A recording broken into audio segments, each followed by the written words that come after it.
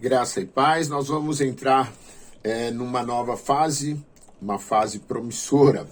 Última matéria da nossa apostila de número 3, Evangelismo e Missões. Hoje fazemos a introdução e já com algum conteúdo da matéria para nós encerrarmos a apostila. Deus seja louvado por isso. Desde que foi fundada por Jesus Cristo, a igreja recebeu a missão de evangelizar os povos. Com o passar do tempo, essa incumbência foi distinguida pelos crentes que ela era dupla. Quando realizada em seus limites étnicos e cultural, passou a ser chamada de evangelismo, que podia ser realizada por todos os crentes com as pessoas no âmbito de seus relacionamentos e também missões urbanas. Quando há dedicação total por parte dos crentes que receberam a vocação ministerial de Efésios 4:11, quando saía do seu contexto cultural, indo para povos de etnia ou cultura diferente, receberam a vocação e título de missionário, a quem Paulo classifica como os vocacionados ao apostolado. Aqui a introdução, segunda introdução. O mundo caminha a passos largos para um futuro que parece incerto para muitas pessoas. Quando estudamos temas como doutrina do homem ou antropologia, começamos a nos aprofundar em assuntos como tricotomia, homem formado por corpo, alma e espírito. Então percebemos a importância de anunciar ao homem o destino da sua alma. Há um destino final para a alma do homem, a eternidade. Essa eternidade poderá começar no paraíso, lugar de descanso, ou no Hades, lugar de tormento, até o dia do julgamento final do grande trono branco. Então, anunciar o nome daquele que pode salvar a alma do homem pecador que chega ao arrependimento é de suma importância. Nesse sentido, o estudo de evangelismo e missões é uma ferramenta poderosa ao servo ou serva de Deus que, aliados ao Espírito Santo, podem fazer proezas no resgate de almas que caminham velozmente às escancaradas portas do inferno. Página 320, Fundamentos do Evangelismo. Esse material não tem por objetivo esgotar o tema evangelismo. No entanto, sua missão é dar algumas direções àqueles que buscam fazer a obra de Deus e buscam ferramentas e métodos práticos para a execução deste ministério. Portanto, para cada ponto teórico aqui apresentado, pretendemos também mostrar algumas ações que já deram certas e que podem, claro, com os seus devidos ajustes à realidade local, serem amplamente utilizados por aqueles que pretendem se envolver nesse ministério com maior eficácia. Definição. A palavra evangelização vem de evangelho, originado do grego koiné, que significa boas novas ou boas notícias, e refere-se especificamente aos 4 evangelhos do Novo Testamento. Em 1986, foram realizadas na cidade de Amsterdã conferências evangelísticas cristãs. Nestes eventos encontraram-se protestantes, católicos e até ortodoxos. Uma definição muito interessante foi tirada desses encontros, foi a seguinte: evangelismo é comunicar as boas notícias, deixando os resultados absolutamente nas mãos de Deus. Página de número 322, Correntes Evangelísticas.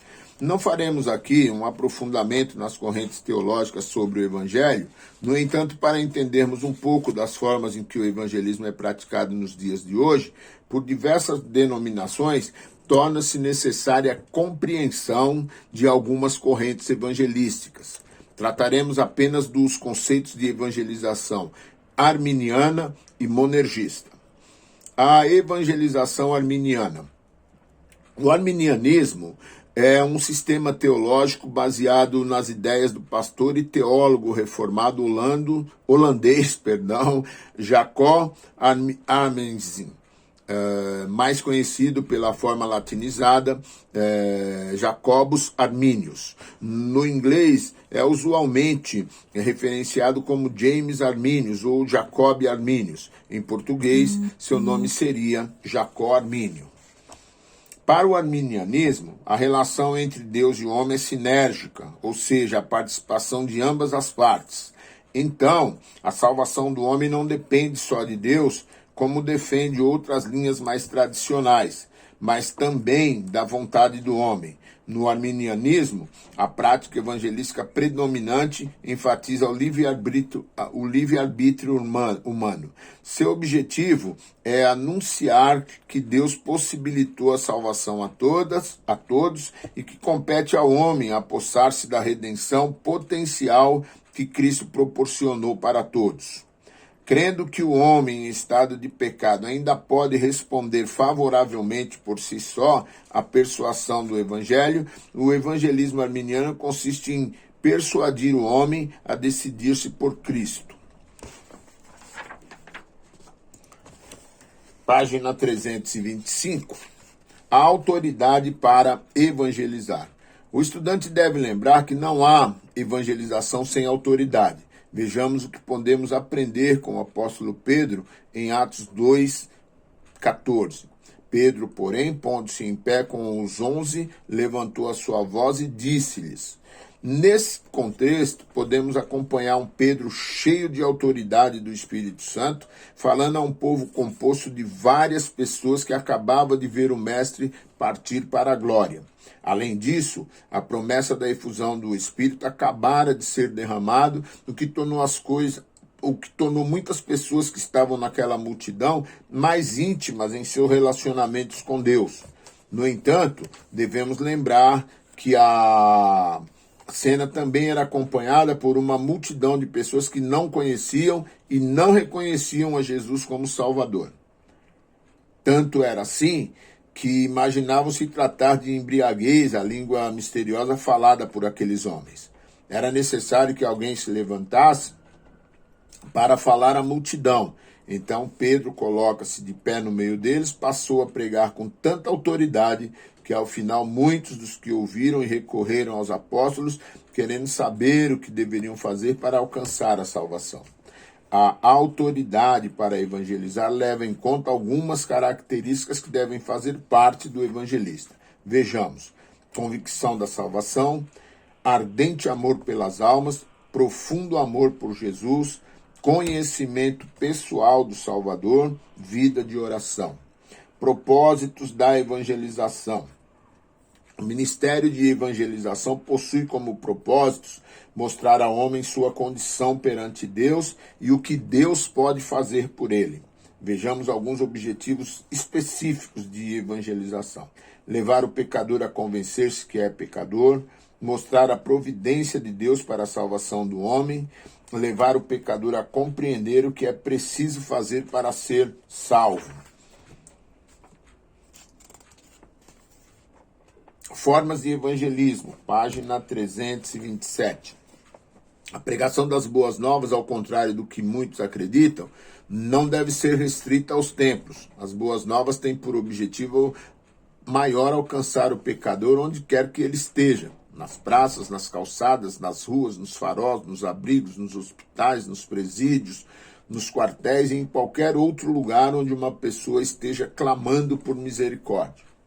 Algumas formas e locais de evangelismo são as seguintes: no círculo de influências pessoais, em hospitais, abrigos infantis e presídios, com moradores de rua e com dependentes químicos. Evangelizando no círculo de influência. O círculo de influência de uma pessoa consiste em familiares, parentes, amigos, vizinhos, colegas e conhecidos. Nesse tipo de evangelismo, o que funciona bem é o testemunho pessoal. Evangelizando em hospitais, abrigos infantis e presídios. Quando falamos em pessoas confinadas, devemos nos reportar à Constituição brasileira para entendermos os direitos religiosos. O direito à assistência religiosa é matéria regulamentada pela Constituição Federal. Hospitais. Nos últimos tempos, os profissionais de saúde começaram a se despertar para o homem integral, como um todo, não somente para o problema da enfermidade do ser humano. Nesse sentido, podemos afirmar que deu-se início à visão holística do ser humano, ou seja, tratar não só o físico, mas também o espiritual. Muitos médicos não acreditam na existência de espírito ou alma. Nesse caso, acreditam apenas na existência de um corpo que contenha toda a vida de um ser humano.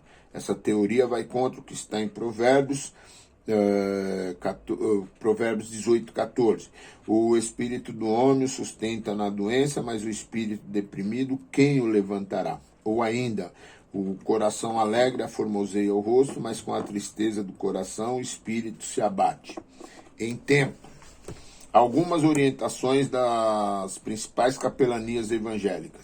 É bom visitar cada pessoa individualmente e não tentar fazer de uma enfermaria coletiva uma congregação. Evite tocar em remédios sobre a cabeceira. Não leve alimento à pessoa e não tente ver exames de laboratório e opinar sobre eles. Não tente explicar a situação da enfermidade. Se o paciente falar, ouça-o educadamente, mas não opine sobre nada. Aguarde o momento de entrar com os recursos da palavra de Deus. Se chegar um médico ou enfermeiro, dê-lhes a preferência. Não aceite ajudar a pessoa a ir ao banheiro. Se precisar, chame o enfermeiro. Controle seu tempo de visita, não seja demorado. Não usar de práticas religiosas que incentivem o paciente a abandonar as prescrições médicas. Não prometer cura através da oração de qualquer outro expediente religioso. Cuidado com as orações altas ou explosivas no ambiente hospitalar. Abrigos infantis. A justificativa são centenas de crianças espalhadas por abrigos das cidades. Grande parte dessas crianças foram tiradas dos pais por maus tratos e não tem a ver com infração das mesmas. Alguns pais estão presos ou impedidos por força de lei de visitarem essas crianças. O propósito do evangelismo nesses locais, devido ao histórico de sofrimento de tais crianças, torna-se indispensável a presença de voluntários que levem alegria, paz e carinho às mesmas. Os movimentos evangelísticos nesses locais baseiam-se no fato de que a presença da igreja por si só levará ao reino de Deus a vida tão sofrida dessas crianças. O procedimento. Nos abrigos infantis, os grupos voluntários evangélicos produzem material de recreação, cantam músicas, contam histórias e algumas vezes executam programas de educação solidária, como, por exemplo, alfabetizar ou dar reforço escolar para as crianças com defasagem escolar. Presídios. A base para a visita nesses locais seguem os mesmos princípios da visitação hospitalar, ou seja, os presos têm direito à assistência religiosa, observadas as normas vigentes pelo estatuto interno da instituição. Evangelismo pessoal. Promover o evangelismo pessoal é falar do evangelho individualmente, conduzindo o pecador aos pés de Cristo. Através desse tipo de evangelismo, vemos um crescimento substancial na membresia da igreja local. O evangelismo pessoal é uma forma de demonstrar amor e paixão pelas almas. É colocar em prática tudo que se aprende durante as reuniões da igreja, como cultos, escolas bíblicas e etc. Exemplos de evangelismo pessoal. André conduzindo seu irmão Simão Pedro, Filipe evangelizando o eunuco, Jesus evangelizando a mulher samaritana. Nós paramos então na página 331 e prosseguimos no próximo vídeo aula na página 332 com evangelismo em massa. Deus abençoe, boa aula.